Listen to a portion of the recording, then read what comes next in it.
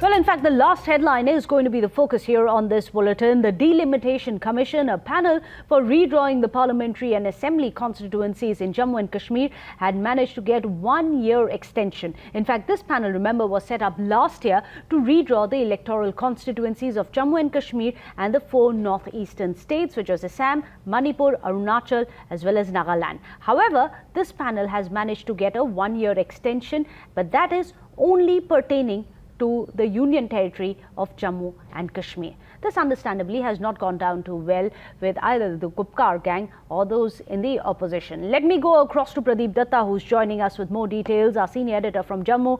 Pradeep, of course, when this committee itself was set up for delineation, there was a lot of hue and cry by the opposition parties. Now that it's managed to get an extension, what is the conspiracy that the Gupkar gang has sniffed?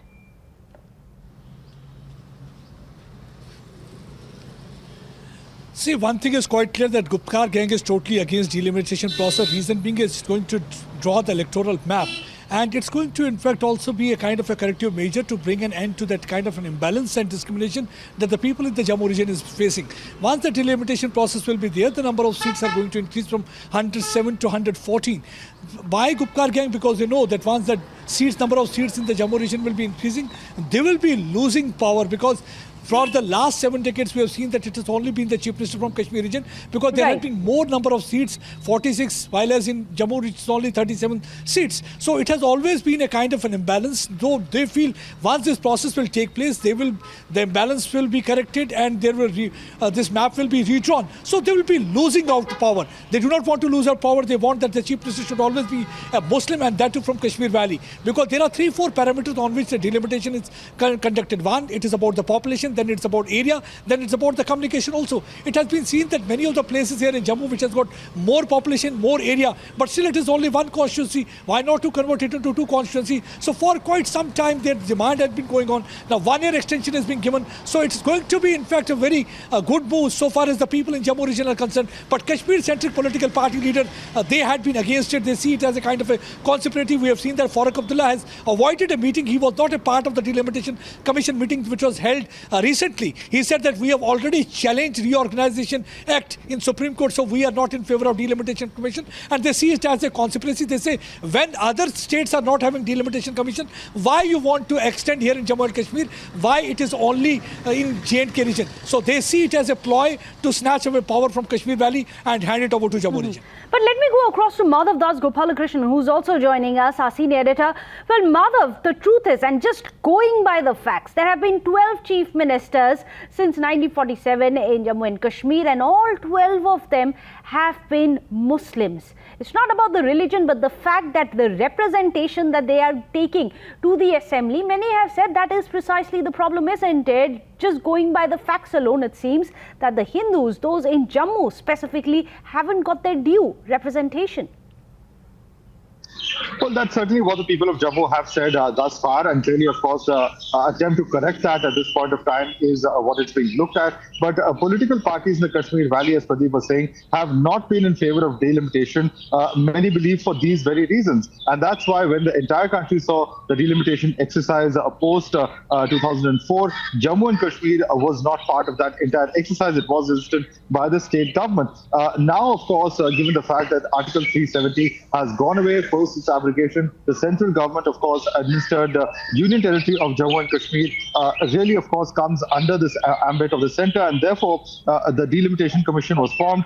What is, of course, very interesting is that now 4 states which are earlier part of the same delimitation exercise have now been removed. The ambit of the commission will be restricted to Jammu and Kashmir, but certainly with political parties such as the National Conference and PDP, which have stayed away from the entire process of consultation, where members of parliament only of the BJP and those from the Jammu region actually participated in the consultation really process of the commission.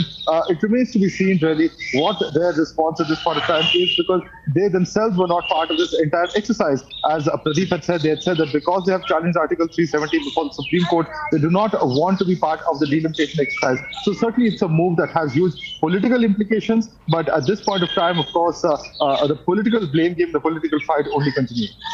Well, do stay on with us. In fact, let's get you some of the reactions as you're talking about the political fight. Let's get you views from both sides of the spectrum. Well, see, the postponement of delimitation exercise by 1 year does not dilute the fraudulence behind this sinister design. The delimitation was supposed to be done somewhere after 2031, but it's being done so early before. That is only because of one motive, that BJP wants to make some changes with interest of its vote bank politics. पिछला वर्ष जो विशेष करके corona काल रहा, यहाँ तक जो feedbacks वगैरह ले रही थी वो डीलिमिटेशन कमीशन मुझे लगता है कोरोना के कारण से नहीं ले सका।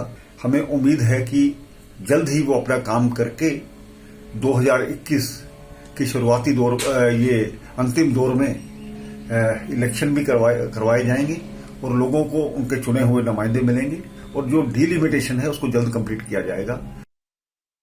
This would enable the delimitation commission to work in detail the delimitation of various assembly seats in Jammu and Kashmir. It will also give another chance to National Conference, the party which on one hand has been demanding elected government, but on the other hand has been avoiding meeting the delimitation commission. It will provide another chance to this party to undo its wrong. Otherwise, later, the same parties will cry that they have not been heard and delimitation commission's award is one-sided. But let me go across to Madhav. Madhav, but is there any kind of credence to the charge which is being levelled by some of the other political parties that the process has only been extended for Jammu and Kashmir and not for any of the northeastern places? Is there a larger political conspiracy, as they have called it?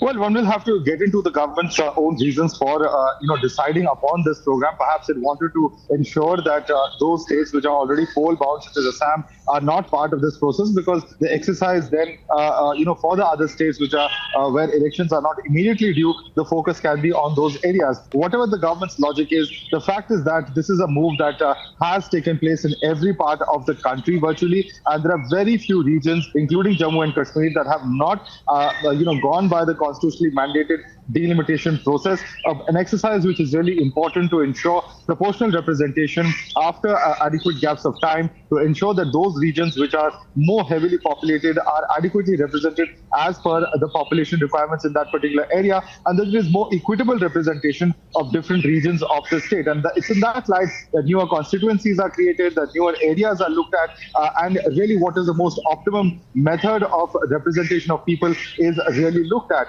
And that exercise at this point of time in Jammu and Kashmir also will be very significant. Remember, a demand has been in the past that there should be elections held at the very earliest, so that there is a democratically elected government in Jammu and Kashmir. And certainly, of course, the delimitation exercise is going to be a precursor to that, is what we have heard thus far from the centre. Therefore, it is certainly a very, very important exercise in this light, Meghna.